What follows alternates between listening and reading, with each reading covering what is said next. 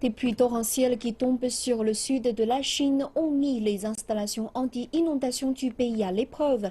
Les niveaux d'eau dans certains des fleuves majeurs du pays continuent d'augmenter et le bureau météorologique vient tout juste de prévenir de l'arrivée d'un typhon sur la côte est de la Chine.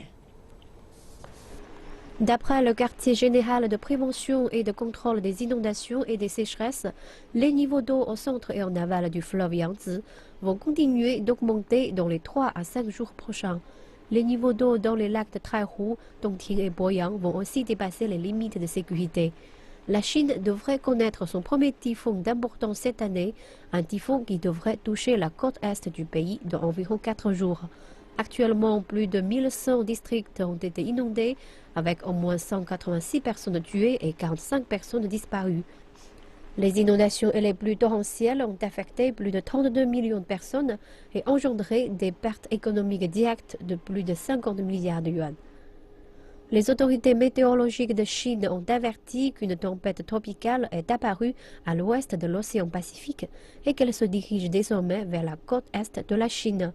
Les météorologistes disent que la puissance du typhon Nepartak s'intensifie au fur et à mesure qu'il s'approche du territoire chinois.